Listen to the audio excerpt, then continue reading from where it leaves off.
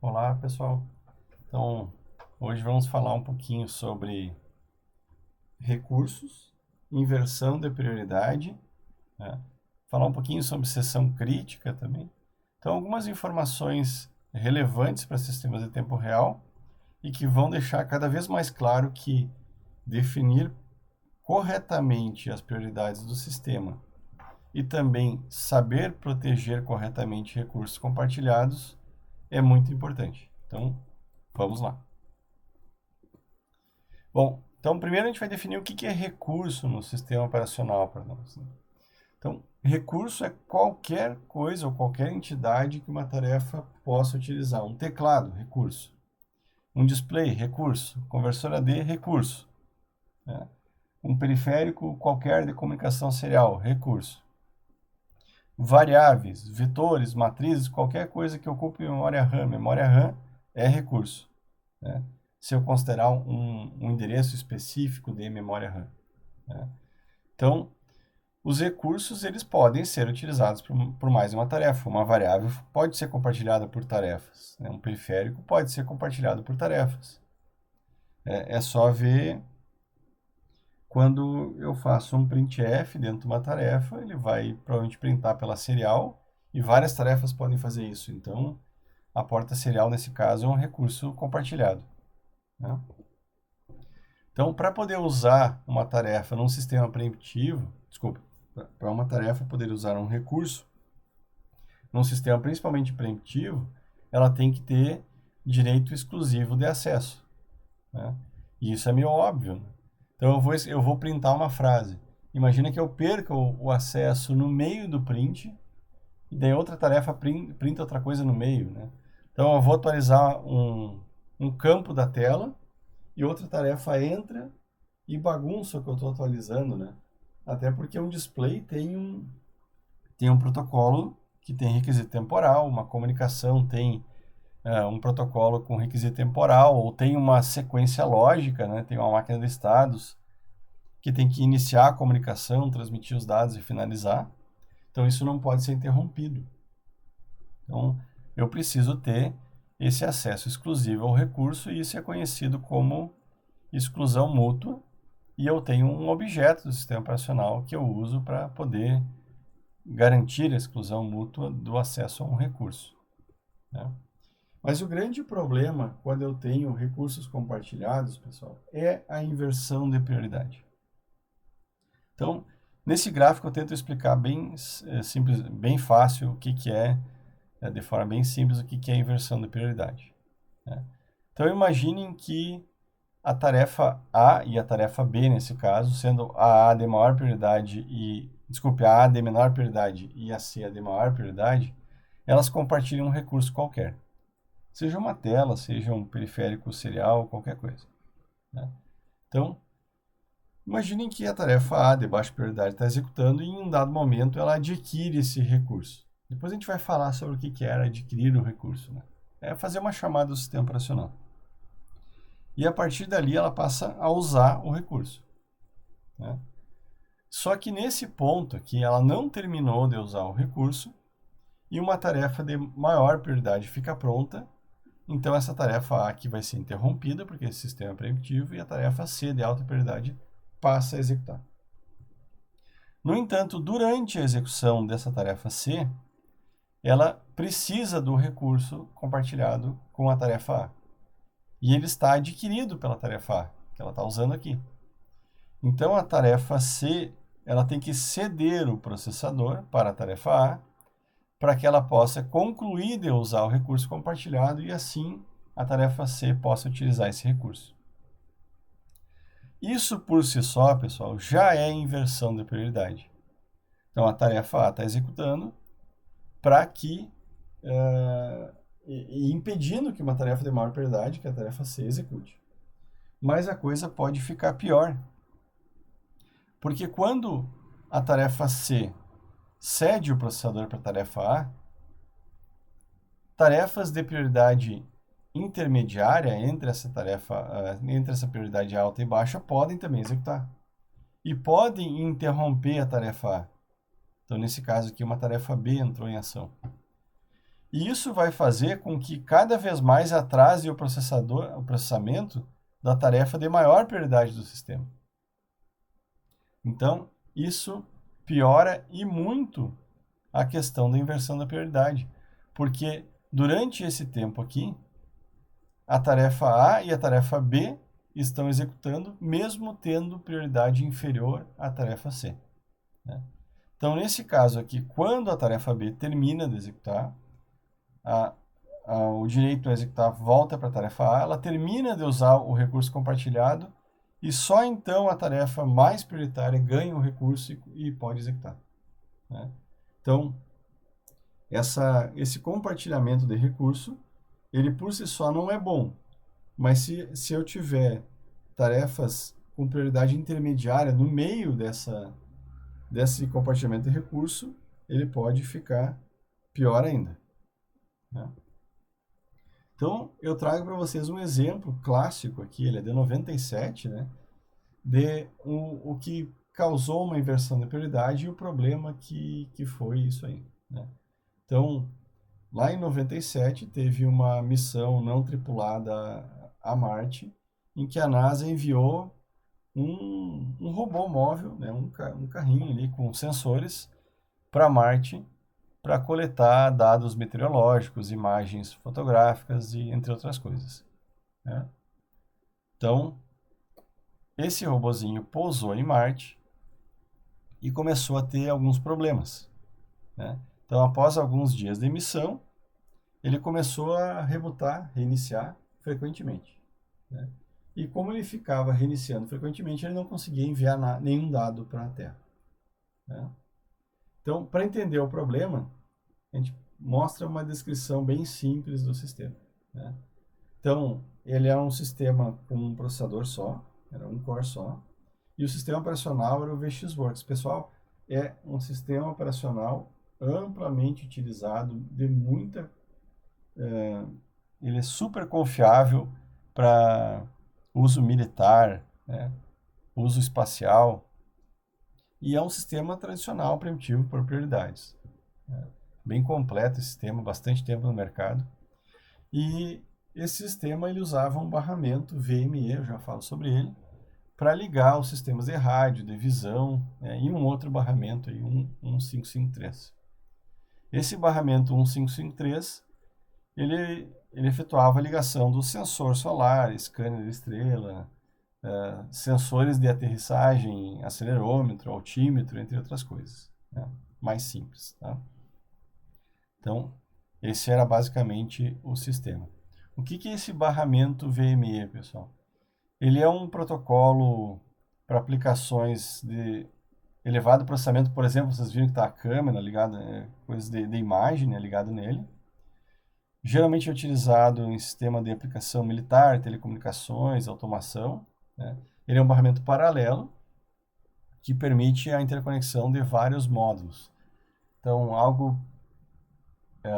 vamos tentar comparar ele com alguma coisa. Se eu pegar o I2C, por exemplo, eu consigo conectar vários módulos. O SPI eu consigo comunicar vários módulos, mas eles não são de alta performance. Então, imagine algo semelhante, mas de alta performance. Então, essa comunicação é assíncrona, né? O barramento é dividido em 4 subconjuntos, que é o barramento de arbitragem, transferência de dados, interrupções e o barramento utilitário, né? Então, é um barramento bem conhecido para quando eu tenho bastante coisa que demanda elevado processamento, né, ou transferência de dados. Bom, dentre as tarefas que a gente tinha ali, a gente pode destacar 3, né? A tarefa periódica do controle do barramento 1553, que era de alta prioridade. Notem, tarefa periódica e alta prioridade. Uma tarefa de comunicação via rádio, que transmitia os dados para a Terra, que era a prioridade intermediária. E uma tarefa de transferência de dados meteorológicos, né, que era de baixa prioridade. Notem aqui é o controle do barramento, aqui é a transferência de dados, tá? Então, esse barramento 1553, ele é um recurso compartilhado, isso está em português de Portugal, tá, pessoal? Que era protegido por um semáforo. E esse semáforo, pessoal, não tinha nenhum mecanismo de herança de prioridade. É isso que a gente vai falar um pouco mais daqui a pouco. Então ele era um semáforo simples, né? Então o que acontecia? Como ele não tem esse mecanismo de herança de prioridade, podia acontecer o que eu mostrei no gráfico passado. Então, quando eu tinha sequências muito longas de transmissão de dados no rádio, que é de baixa prioridade, ele ocupava o barramento, né? Isso fazia com que a tarefa de controle do barramento ficasse esperando esse barramento que estava ocupado, transmitindo dados pelo rádio.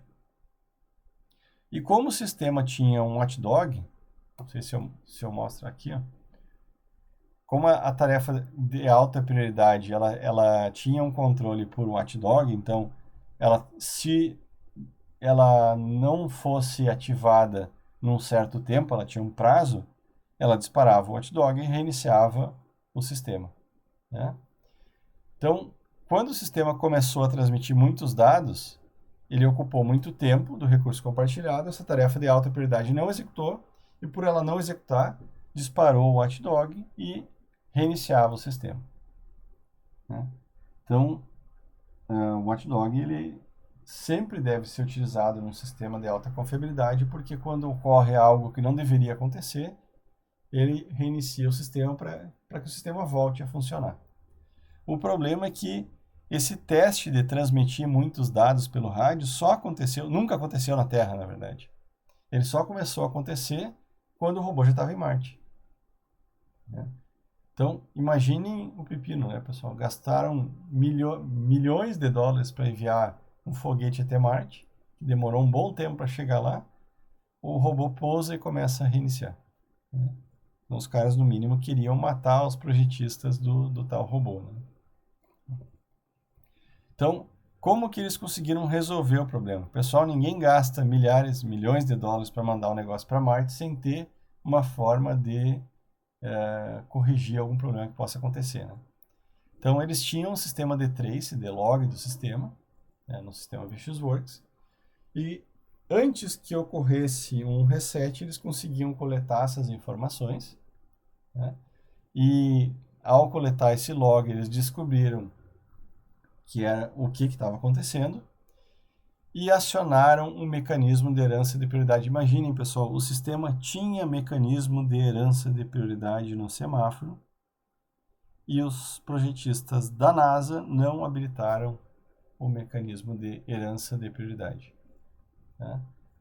Então, com isso, eles tinham também um acesso, uma backdoor para reprogramação do sistema. Eles conseguiram recompilar o firmware, mandar o firmware via comunicação para Marte e o sistema rebootou e saiu funcionando corretamente, né? Então, o que é o mecanismo de herança de prioridade, pessoal? Na verdade, existem vários, né? Eu sugiro esse artigo aqui, ele é de 1990, então não é uma novidade, mas é numa revista de muita importância, Transaction Computers, né, de 1990, em que é proposto os primeiros mecanismos de herança de prioridade, e na verdade a gente usa sempre isso nos sistemas operacionais hoje. E notem que ele fala aqui, ó, ele fala da herança, ó, e um dos protocolos que ele está falando aqui é o Priority Ceiling. Ceiling é teto, tá, pessoal? Então, na verdade, notem que ele está falando classe de herança de prioridade, né? De protocolo de herança de prioridade. E daí ele tem o herança de prioridade básico e tem o herança, na verdade não herança, né? O teto de prioridade. Então, eu vou falar um pouco sobre esses dois tipos de herança de prioridade, né? Então, basicamente, a proteção para inversão da prioridade é herdar uma prioridade. Isso faz com que a tarefa mude de prioridade e isso não é bom para o projeto do sistema. Apesar disso, é melhor do que não ter herança de prioridade, né? Então, quais são as duas formas simples de fazer herança de prioridade, né? Primeira, teto de prioridade. Eu tenho 3 tarefas compartilhando um recurso compartilhado. Quando a tarefa pegar o recurso compartilhado, ela ganha a prioridade da tarefa mais prioritária que compartilha esse recurso. Então imagine que tem uma tarefa de prioridade 10, uma de 7 e uma de 3. Prioridade 3. A prioridade 10 é a maior. Se a tarefa de prioridade 3 usar o recurso compartilhado, ela passa a ter prioridade 10 enquanto está usando o recurso compartilhado. A outra forma é a herança básica, né? Porque aqui tem um problema. Ó. Se eu usar o teto de prioridade, eu peguei o recurso e subi a prioridade. Mas e se a tarefa for utilizada, ou se o recurso compartilhado for utilizado, e ninguém tentar interromper essa tarefa durante esse tempo? Então eu perdi tempo mudando a prioridade. Então tem a herança de prioridade básica, que é quando uma tarefa tenta pegar o recurso compartilhado de quem está usando sobe a prioridade para a prioridade da tarefa que tentou pegar o recurso. Né? Então, essa é a herança básica de prioridade. Então, se eu voltar naquele nosso gráfico aqui, né, o que seria o teto de prioridade? No momento que a tarefa A pegou o recurso aqui, ela sobe para a prioridade da tarefa C. Né? Se isso acontecesse, ela ia usar todo o tempo o recurso compartilhado aqui, e quando ela liberasse o recurso, a tarefa C entrava. Né? Então, ela ia ficar esperando aqui enquanto a tarefa A estivesse processando, e daí a tarefa B nunca ia se intrometer no meio. Pronto, corrigimos. Né? Se fosse herança básica, pessoal, a herança básica seria assim. Ó. Peguei o recurso compartilhado, comecei a executar com prioridade baixa, a tarefa C fica pronta, ela começa a executar, e na hora que ela tenta pegar o recurso compartilhado, só durante esse tempinho que falta aqui, a tarefa A sobe para a prioridade da tarefa C. Quando ela conclui de usar o recurso compartilhado, ela volta a ser a prioridade baixa e devolve o recurso para a tarefa C. Né? Então, a única diferença aqui, pessoal, é que no caso do teto, C não teria nem executado esse primeiro pedaço da tarefa antes de tentar o recurso compartilhado. Primeiro A ia terminar de executar até que C executasse. Com a herança básica, C ia pegar o processador, ia começar a executar, e só no momento que ela tentasse usar o recurso compartilhado é que A voltaria a executar com alta prioridade. Então, em nenhum dos casos, o B ia executar antes da tarefa C. Né? E com isso eu resolvo o problema de inversão de prioridade. Entre A e C eu não consigo resolver. Né? Porque se A pegou o recurso compartilhado antes, ela tem que terminar de usar o recurso para entregar para C. Mas entre tarefas intermediárias, com certeza eu resolvo o problema.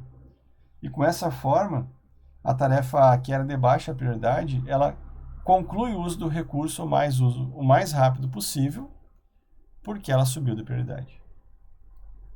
Quando um semáforo tem recurso de herança de prioridade, nós não chamamos mais ele de semáforo. Nós chamamos ele de mutex. Então, pessoal, eu não gosto de dizer que semáforo e mutex são a mesma coisa. Alguns poderiam dizer que um mutex é um caso especial de um semáforo. Tá? Mas eu gosto de dizer que recurso compartilhado precisa de mutex, porque daí vocês têm recurso de herança de prioridade. Sincronização usa semáforo. Proteção para recurso compartilhado usa mutex. Então, são coisas completamente diferentes. O uso delas é diferente, então ela é diferente. Tá? Depois nós vamos ver exemplos de uso de semáforo e de mutex no driver de uma porta serial, por exemplo. Então eles são usados para coisas diferentes, eles são coisas diferentes. Né? Mas basicamente o mutex é um semáforo com herança de prioridade. E vocês podem estudar um pouquinho mais sobre herança de prioridade nesse artigo aqui. Tá? Bom, além de herança de prioridade, é importante falar sobre seção crítica. Então, no porte do sistema operacional, vocês já viram falar sobre seção crítica, né? E vocês sabem que seção crítica é uma região de código que precisa ser protegido. Né? Por exemplo, variáveis globais do sistema operacional precisam ser protegidas. Né? Uma estrutura de dados do sistema operacional precisa ser protegida. Por quê? Porque ela pode ser usada numa interrupção, numa tarefa, e se uma tarefa estiver usando e der uma interrupção, ela pode bagunçar os dados, né? Porque no meio do uso de uma estrutura que está sendo escrita, vem uma interrupção, interrompe aquela tarefa e escreve a mesma estrutura, né? Então, tu perde a informação escrita pela tarefa. Então, a gente tem que ter proteção. Ou uma interrupção pode interromper uma interrupção. Então, tem até sistema operacional que só permite acessar essas estruturas de dados protegidas através de interrupção de software. Sistema operacional mais complexo. Então, basicamente, uma sessão crítica é garantir acesso exclusivo, né? Então, a questão é, por que eu não uso mutex, né? Porque mutex não garante que ocorra uma interrupção. E eu não posso bloquear a execução, uma interrupção, né? Isso é básico de um sistema. Eu não posso deixar uma interrupção esperando. Então, eu não posso usar mutex para proteger os objetos do sistema operacional. Então, uma das formas mais fáceis de fazer isso é desabilitar as interrupções, né? Isso vai aumentar, consequentemente, a latência das interrupções no sistema. A gente vai falar depois sobre latência de interrupções em uma próxima aula. Mas, basicamente, vai atrasar o processamento dessas interrupções e isso pode ser crítico em alguns sistemas. Existem outros sistemas que desabilitam só o escalador, pessoal. O problema é que, de desabilitar o escalador, é que uma interrupção ainda pode interromper uma interrupção. Então, as interrupções não deveriam fazer uso dessas variáveis enquanto o escalador está bloqueado. Então, o mais fácil de se fazer é desabilitar interrupções. E é o que a maior parte dos sistemas operacionais faz.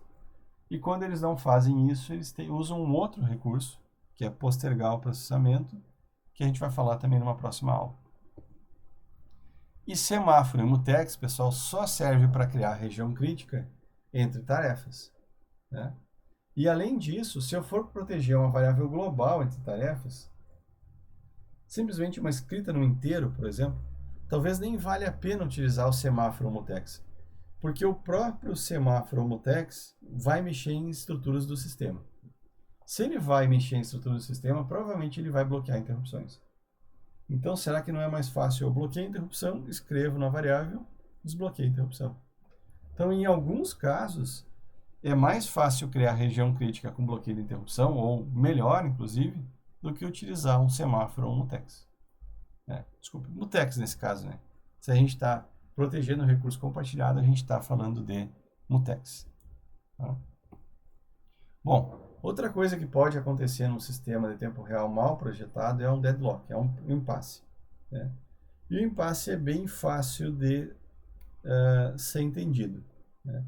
Imagine que eu tenho dois recursos compartilhados, uma tarefa tem um deles adquirido, a outra tarefa tem o outro recurso adquirido, e cada uma dessas tarefas também precisa do outro em algum momento. Então, a tarefa 1 está esperando o recurso que está com a tarefa 2, e a tarefa 2 está esperando o recurso que está com a tarefa 1, e as duas ficam em espera, então isso gera um impasse e bloqueia as duas tarefas, né? Então, o impasse ele é mais característico num sistema mal projetado, mas ele pode acontecer, né? Então, como é que eu resolvo um impasse? Então, eu posso adquirir todos os recursos que eu preciso de uma vez só. E com isso eu evito um impasse, né? Então, por exemplo, eu preciso de tela e teclado num certo momento. Eu adquiro os dois recursos, né? O outro seria uma solução paliativa, que é ter um timeout na aquisição do recurso. Se passar um certo tempo e eu tiver bloqueado ainda tentando adquirir o recurso, eu desisto.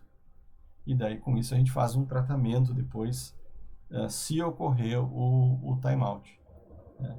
Mas o ideal, pessoal, é que eu evite um deadlock pelo uso correto do mutex, dos timeouts e também ordem de aquisição, sequência de aquisição de recursos. Então, isso fica mais fácil com um exemplo, depois a gente pode falar um pouco de exemplo quando aplicar no sistema de tempo real, tá?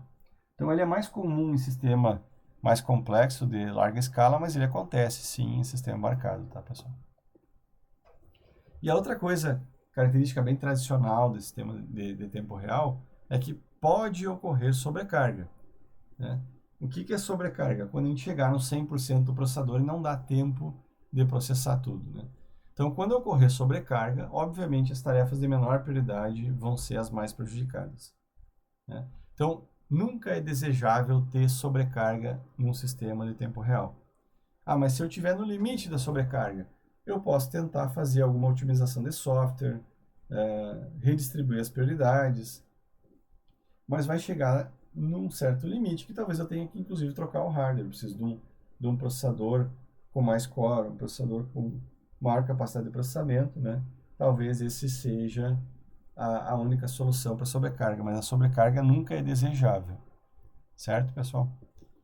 Então, como a gente percebeu, definir corretamente as prioridades e proteger corretamente os recursos compartilhados é fundamental para que tudo funcione adequadamente num RTOS. Então, de novo, levem essa informação para a nossa aula de escamuladores, porque lá a gente vai ver como fazer corretamente, ou como definir corretamente a prioridade das tarefas num sistema operacional em tempo real. É isso aí, pessoal. Até mais.